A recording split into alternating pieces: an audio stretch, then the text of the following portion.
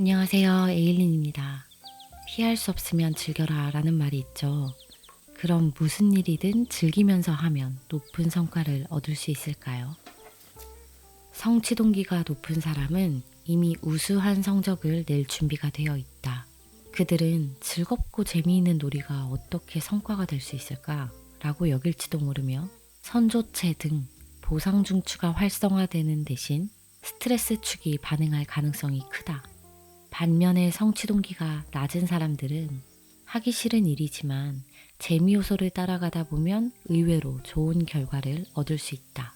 보상 중추가 활성화되고 도파민이 분비돼 즐거운 기분도 느낀다.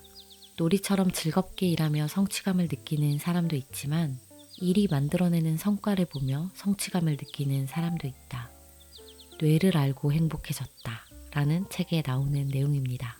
제가 힘들게 일하는 제임스한테 일을 좀 즐기면서 할 필요가 있을 것 같다. 이건 본인도 그렇고 주변 사람도 너무 스트레스를 많이 받는다 라고 이야기를 자주 했었거든요. 그때마다 제임스는 일을 일로 대해야지 돈 받고 하는 일이 장난이냐면서 정색을 하더라고요. 제임스가 제일 싫어하는 것 중에 하나가 일할 때 장난치는 거거든요. 쉬는 시간에는 본인도 농담도 하고 웃고 떠들고 다 하는데 일할 때 장난치면 절대 안 받아줘요. 그래서 저는 그게 성격이 까탈스러워서 그렇다라고 생각했는데 제임스는 본인이 낸 결과물인 성과에 대한 성취감이 동기부여가 돼서 일을 해나가는 성취 동기가 높은 유형에 속하는 사람이었기 때문에 그런 거였어요.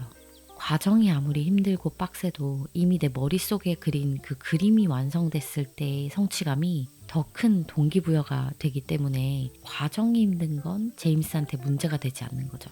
이런 사람한테는 즐기면서 일해 라는 말이 오히려 스트레스가 될 수 있겠더라고요.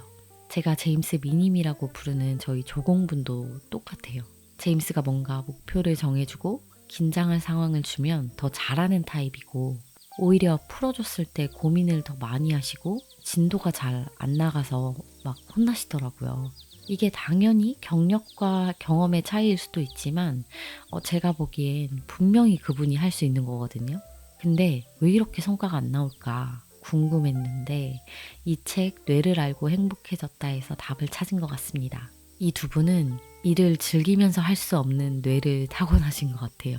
그리고 과정을 즐기면서 하다 보면 당연히 성과도 좋게 나올 거다라는 마인드로 일을 하셔서 실제로 성과를 잘 내시는 분들도 계실 거예요.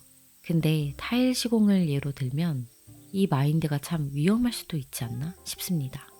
다 그런 건 절대 아니지만 즐기면서 일을 해야 한다라고 하시는 분들은 나에 초점을 두신 분들이 많으신 것 같더라고요. 그러니까 타일 시공자인 내가 힘들지 않고 즐기는 거에 초점이 맞아 있는 거죠. 그렇다는 말은 내가 시공한 이 공간을 쓰시는 분을 위해 내구성과 안전을 생각해서 시공을 하지 않을 수 있다는 거예요. 예를 들어 안전을 생각해서 접착제를 꼼꼼히 넣어서 힘들여 시공하는 게 아니라 그냥 어느 정도만 내가 지금 들기에 버겁지 않을 정도로 접착제를 툭 찍어서 올려버리는 그런 아주 쉽고 간편하고 위험한 시공을 하실 수도 있다는 겁니다. 제가 알고 있는 일을 즐기면서 하자 주위에 어떤 분이 계신데요. 그분과 함께 작업한 현장이 항상 말썽이더라고요.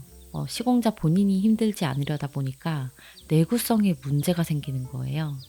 저는 제가 시공하는 게 아니기 때문에 이렇게 쉽게 말하는 거일 수도 있지만 어쨌든 저희는 문제가 생기면 사용하시는 분의 안전에 큰 타격을 줄 수 있는 일을 하는 거잖아요. 그렇기 때문에 긴장감 없이 일하는 게 참 위험할 수도 있다라고 생각합니다. 개개인마다 개성과 성격이 다 다른 만큼 일하는 방식도 다 다를 거라고 생각해요. 그래서 그렇게 다른 분들을 모시고 한 목표점으로 가야 하는 리더의 역할도 참 중요한 것 같습니다. 그래서 제임스도 항상 고민이 많은 것 같아요. 어떻게 이끌면 한 명 한 명 최대의 능률을 발휘할 수 있을까? 제가 이렇게 영상을 만들기 위해서 원고를 쓰잖아요. 쓰다 보면 마치 제가 저희 남편을 막 위대하게 생각하는 것처럼 보이는데 그렇지 않습니다. 그 사람의 장점을 꺼내다 보면 고마움이 생기고 평소에 미워했던 마음이 좀 누그러지더라고요. 그래서 마치 뭔가 찬양하는 듯한 영상을 만드는 거일 수도 있어요. 잘 살아보려고. 오늘도 주저리 수다스러운 저의 영상을 봐주셔서 감사합니다. 편안한 시간 되시길 바랄게요.